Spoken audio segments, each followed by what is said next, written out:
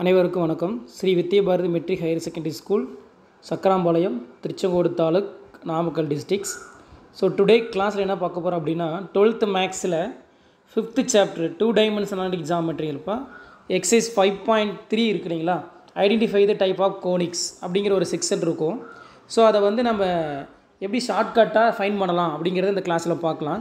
So ஆக்சுவலாக இது 5.3 2 marks 3 marks கான்செப்ட்டில் வராது, பட் 1 மார்க் கான்செப்ட்டில் கேட்பாங்க சரிங்களா. ஏன்னா புக் பேக் 1 மார்க்ஸ் இந்த ஃபார்மேட்டில் இருக்கும். ஸோ அதை எப்படி ஃபைன் பண்ணலாம் அப்படின்னு பார்க்கலாம். ஃபஸ்ட்டு பாருங்கள், identify the type of conics. அதில் எப்படி பிரிக்கிறோன்னா டிஸ்கிரிமினன்ட் அப்படின்னு சொல்கிறோம் இல்லைங்களையா, பி ஸ்கொயர் மைனஸ் 4ac அதை 3 பிரான்ச்சஸாக நான் பிரிக்கிறேன். ஸோ ஃபஸ்ட்டு பிரான்ச்சஸ் பாருங்கள், less than 0, second branch greater than 0, third branch equal 0. So அதை B square minus 4ac less than 0 அப்படின்னா எலிப்ஸாக இருக்கலாம், அதர்வைஸ் சர்க்கிளாக இருக்கலாம்.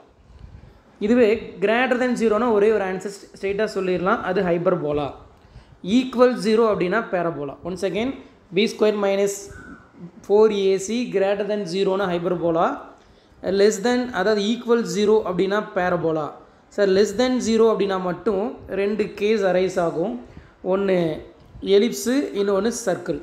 எலிப்ஸ் எப்படி சார் இருக்குன்னா, ஏவும் சியும் ஈக்குவலாக, அதாவது ஏவும் சியும் ஈக்குவலாக இல்லை அப்படின்னா அது எலிப்ஸு. ஏவும் சியும் ஈக்குவலாக இருந்தால் அது சர்க்கிள். அதை எப்படி சொல்லலாம் அப்படின்னா, இது coefficient of x square equal to coefficient of y ஸ்கொயர்னு சொல்லலாம். இது coefficient of x square not equal to coefficient of y ஸ்கொயர்னு சொல்லலாம். ஸோ டோட்டலாக ஒரே ஒரு கான்செப்ட்டு. ஒன் செகண்ட் சொல்கிறேன். பி ஸ்கொயர் மைனஸ் 4ac அது less than 0, greater than 0, equal 0. So இந்த ஃபஸ்ட்டு கோனிக்கோட ஜென்ரல் ஈக்குவேஷன் பார்த்தீங்கன்னா a x square plus b x y plus c y square அப்படின்னு ஸ்டார்ட் ஆகும். ஸோ டோட்டலாக நீங்கள் ஈக்குவேஷன்ஸை படிக்க தேவையில்லை.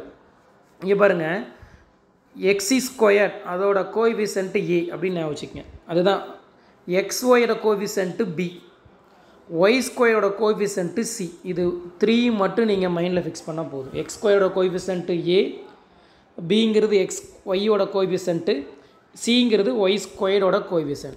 ஸோ இதில் ஒரு பெரிய என்ன பியூட்டி அப்படின்னா, இங்கே கோஎஃபிஷியன்ட் ஆஃப் எக்ஸ்ஒய் இருக்கு இல்லைங்களா, அது இருக்காது. அதாவது எக்ஸ்ஒய் கோஎஃபிஷியன்ட்டே இருக்காது, பிஏ இருக்காது. எந்த சம் எடுத்திங்கனாலும் பியோட வேல்யூ 0 தான், எக்ஸ்ஒய்யே இருக்காது. இப்போ ஃபஸ்ட்டு கொஷின் பார்க்கலாம். எக்ஸசைஸ் ஃபஸ்ட்டு கொஷின் கொடுத்துருக்காங்க பாருங்கள். 2x square minus y square equal to 7. இதில் B square minus 4ac use பண்ண போகிறோம். ஃபர்ஸ்ட் ஆஃப் ஆல் பி எது, ஏ எது, சி எதுன்னு தெரியணும். ஸோ நான் தான் பின்னு சொல்லியிருக்கேன். எக்ஸ்ஒயோட கோஎஃபிஷியன்ட் தான் பி. உங்களுக்கு பி தான் இருக்காது, ஏன்னா எக்ஸ்ஒய் கோஎஃபிஷியன்ட் இருக்காது. அது பியோட வேல்யூ 0 ஸ்கொயர் மைனஸ் 4 இன்ட்டு அப்படியே வச்சுக்கோங்க. ஏங்கிறது பார்த்தீங்கன்னா எக்ஸி ஸ்கொயரோட கோஎஃபிஷியன்ட் 2, அது அப்படியே போட்டிருக்கோம் சரிங்களா. சிங்கிறது ஒய் ஸ்கொயரோட கோஎஃபிஷியன்ட் -1, இங்கே போட்டாச்சு. So 0 square minus 4 of 2 into -1. டோட்டலாக பார்த்தீங்கன்னா இப்போ 0 விட்டுருங்க, -4 into 2 into -1, that mean 8. So 8 என்ன கிடச்சிருச்சுன்னா கிரேட்டர் தென் 0. அப்போ கிரேட்டர் தென் 0 அப்படின்னா உங்களுக்கு என்ன கண்டிஷன் சொல்லியிருக்கேன், ஹைப்பர்போலா. அப்போ கிவன் கோனிக் இஸ் ஹைப்பர்போலான்னு சொல்லிடலாம்ப்பா. ரொம்ப சிம்பிள். ஸோ நெக்ஸ்ட் இன்னொரு சம் எக்ஸாம்பிளுக்கு நானே கொடுத்துருக்கேன் பாருங்கள். எக்ஸைஸ் சம் தான். 3x square plus 3y square minus 4x plus 3y plus 10 equal to 0.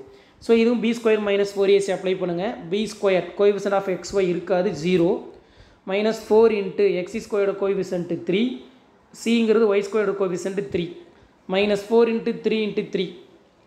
So -3 -12 -36. So இது என்ன ஆகிடுச்சுன்னா less than 0. So less than 0னா 2 கேஸ் அரைஸ் ஆகும். ஒன்று சர்க்கிளாக இருக்கும், இன்னொன்று எலிப்ஸாக இருக்கும். இது சர்க்கிளாக எலிப்ஸான்னு பார்க்கணும். இங்கே பாருங்கள், கோஎஃபிஷியன்ட் ஆஃப் எக்ஸி ஸ்கொயர்டும் கோஎஃபிஷியன்ட் ஆஃப் ஒய் ஸ்கொயர்டும் பார்க்குறீங்க, அதாவது ஏவையும் சியும் பார்க்குறீங்க. இது 2 ஈக்குவலாக இருக்குது.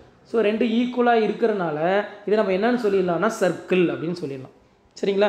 இதுவே ஏ நாட் ஈக்குவல் டு சியாக இருந்திருந்தால் அது எலிப்ஸ்ன்னு சொல்லுவோம். இப்போ நெக்ஸ்ட் சம் கவனிங்க.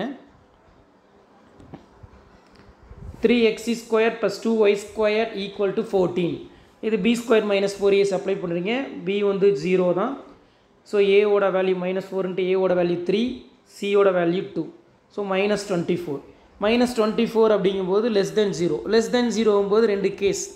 ஸோ அதில் பாருங்கள், 2 கேஸ் வரும்போது ஏவும் சியும் கோஎஃபிஷியன்ட் ஆஃப் எக்ஸி ஸ்கொயர்டையும் கோஎஃபிஷியன்ட் ஆஃப் ஒய் ஸ்கொயர்டையும் பார்க்குறீங்க. ரெண்டும் ஈக்குவலாக இல்லை, நாட் ஈக்குவல்.